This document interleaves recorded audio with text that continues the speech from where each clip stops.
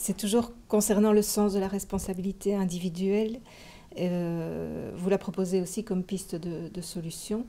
Donc je vous cite, « Quels que soient les motifs de ces comportements, tout enfant, tout adolescent, tout adulte doit être confronté aux conséquences de ces actes pour les autres et pour la collectivité. » Concrètement, comment voyez-vous l'éducation, comment est-ce que les équipes éducatives peuvent former à cette responsabilité individuelle, la compréhension du fait que quand je pose un acte, ça a des conséquences? Je pense que d'abord, il faut signifier ces actes. C'est-à-dire ne pas le laisser passer comme quelque chose de complètement anodin. Alors, moi, j'ai beaucoup vu un aveuglement là-dessus. Typiquement la tricherie, par exemple. Ou des injures envoyées à un camarade. Voilà. Il faut prendre conscience que ces actes sont graves. Voilà. Et que le jeune qui en est porteur n'est pas forcément conscient de la gravité de ce qu'il est en train de produire et que c'est notre responsabilité de le lui faire comprendre. Et donc déjà ne pas le laisser passer, le signifier, sans être dans un discours, je pense, moralisateur qui est très mal perçu aujourd'hui, mais simplement je suis là pour toi, pour t'aider à grandir et ça m'interpelle que tu poses un acte comme ça, déjà ça. Et puis ensuite, quand ce dialogue s'est instauré de cette manière-là, le jeune acceptera beaucoup plus facilement une sanction.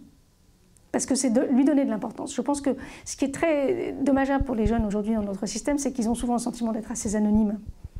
Qu'il n'y a pas d'attention portée à eux personnellement par les adultes. Or, quand vous sortez un jeune du lot comme ça pour dire « écoute, tu as fait ça, je t'assure que moi je suis très... voilà, ça m'interpelle fortement, je suis très gênée par cet acte.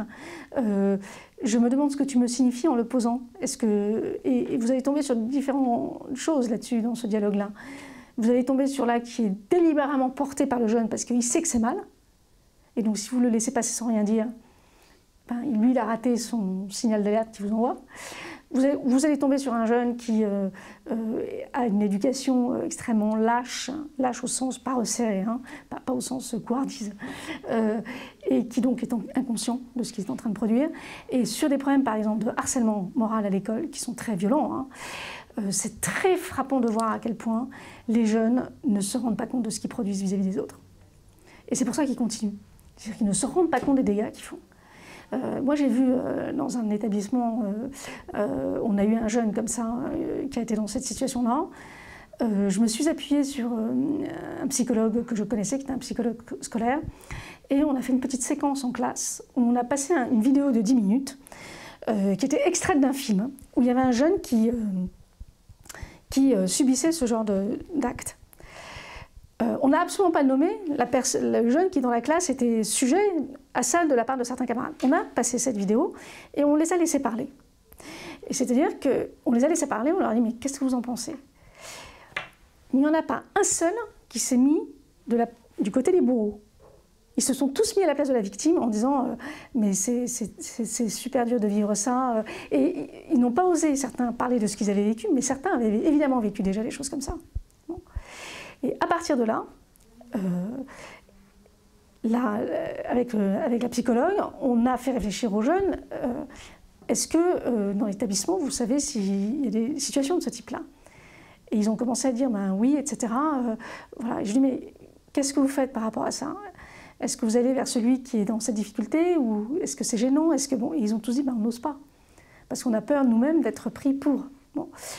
Eh bien, la seule fait qu'on ait fait cette séquence-là, le harcèlement de 3 jeunes contre une élève s'est arrêté. Rien n'a jamais été nommé.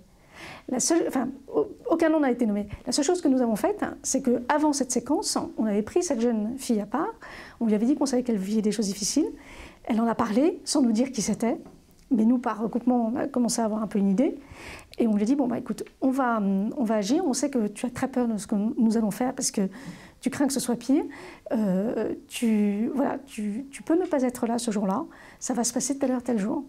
Elle a été absente. Et après, on lui a expliqué ce qui s'était passé. Et un mois après, elle m'a dit, bah, écoutez, j'ai plus de problème. Voilà. Donc, si vous voulez, on a nommé les choses, et les jeunes qui produisaient ce genre d'actes ont tout d'un coup pris conscience du ravage que ça pouvait causer. Et quelque part, ils n'étaient pas très fiers d'eux, en réalité. Voilà. On n'a pas sanctionné, on les a juste fait réfléchir. Et je pense que, voilà, c'est pour ça que moi, la première chose à faire, c'est ne pas laisser passer. Expliquer, dialoguer. Voilà. Expliquer, dialoguer.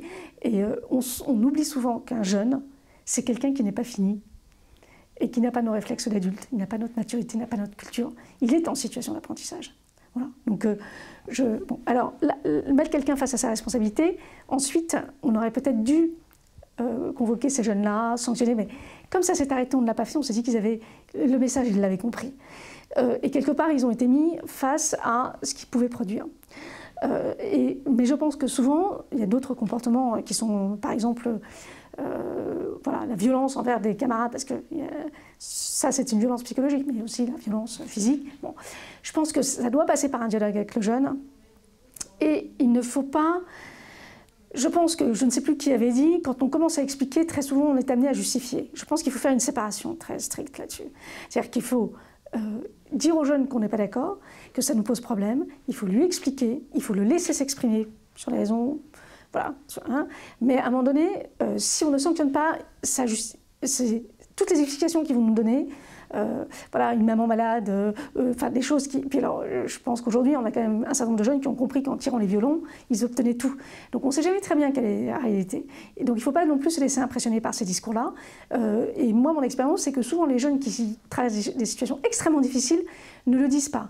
Et que ce sont ceux, au contraire, qui ont compris le système, qui tirent les violons. Donc je pense qu'il faut être très attentif à ça.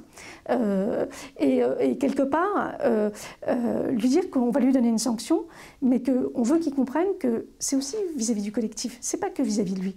Souvent dans la sanction, on l'oublie ça. C'est on te sanctionne toi parce qu'on considère que c'est pas bien, mais c'est pas ça le discours.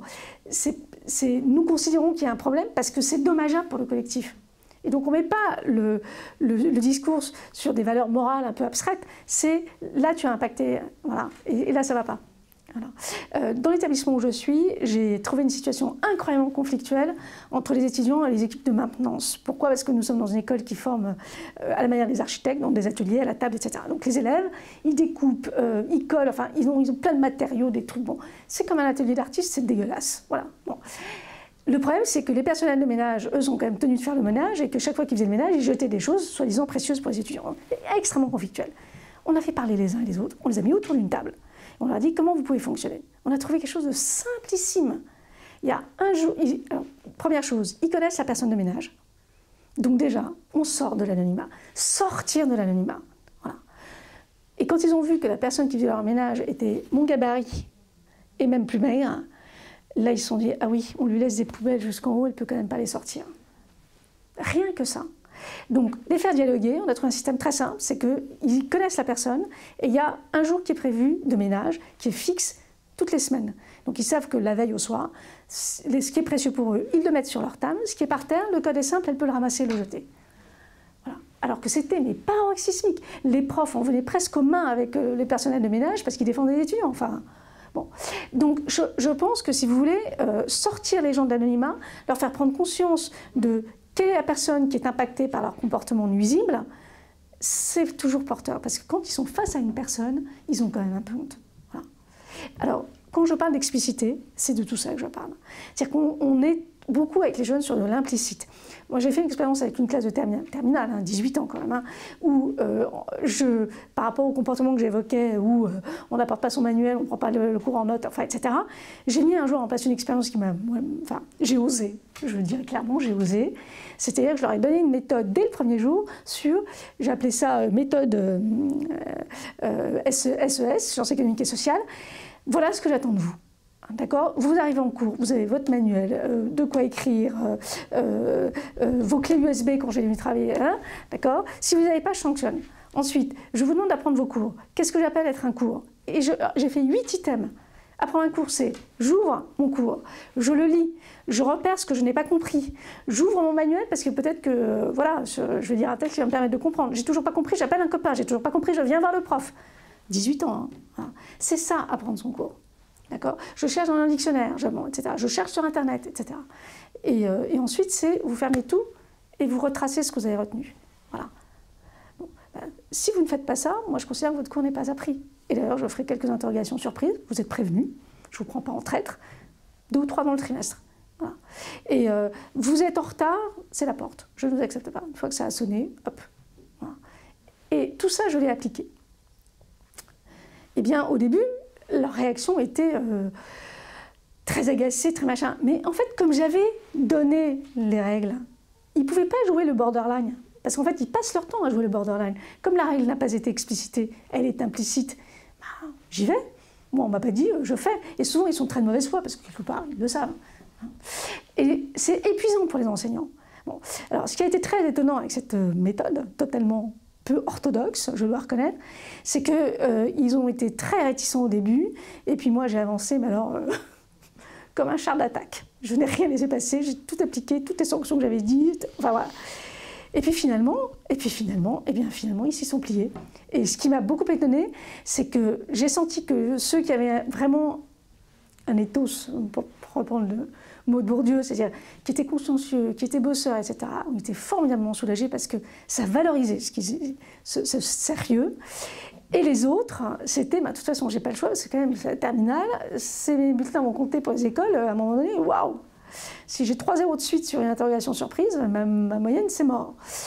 Donc, ils s'y sont mis, et quelque part, ils m'ont été très reconnaissants, parce qu'ils ont été soulagés que je prenne ça en charge, mais vraiment. Alors, évidemment, c'est très perturbant, parce que moi, j'appartiens à une génération, je n'aurais pas supporté d'être traité comme ça à 18 ans, on est bien d'accord. Mais eux, compte tenu de cette espèce de truc hyper lâche, extrêmement mou, dans lequel ils ont été depuis la maternelle, eh bien, ça a marché. Parce que quelque part, ils ne sont pas très matures là-dessus. Et ça nous interroge, nous, fortement sur ce qu'on a mis en place avant, quand même. Hein. Enfin, moi, je pense qu'il y a une vraie responsabilité collective. Et ils m'ont beaucoup remercié, en réalité. Beaucoup remercié. Et ce qui était très étonnant, c'est qu'au départ, j'avais toujours des jeunes qui me craignaient. Mais ils se sont rendus compte au bout d'un moment que je faisais tout ça parce que j'étais super impliquée. Et que j'avais à cœur qu'ils réussissent, que je ne m'en fichais pas du tout. Et ça a changé complètement le rapport, en fait. Ça a changé complètement le rapport. Donc voilà, alors je ne recommande pas de faire ça parce que je trouve que c'est quand même une preuve d'échec, enfin quelque part, qu'on en arrive là en classe de terminale. Mais je pense que ça m'a permis de tester cette idée que nous fonctionnons trop sur l'implicite. Et qu'il faut... il y a toujours pareil, il y a le règlement intérieur, mais comment on ne l'applique pas. Voilà. D'accord. Donc il faut avoir des règles très simples, s'y plier, et puis il n'y a pas d'exception. Et puis voilà, moi, un jour, j'ai une jeune fille qui avait oublié de faire sa fiche, mais elle l'avait oublié parce que ses grands-parents étaient décédés quelques jours avant. Enfin, elle était tremblante. Je lui ai dit, mais écoutez, vous l'avez toujours faite, enfin, vous êtes bosseuse, vous avez 14 de moyenne, aucun problème, aucun problème. Prenez le temps de la faire, puis quand c'est prêt, vous me l'apportez. Et quand vous n'êtes pas rigide et bête, ben, voilà,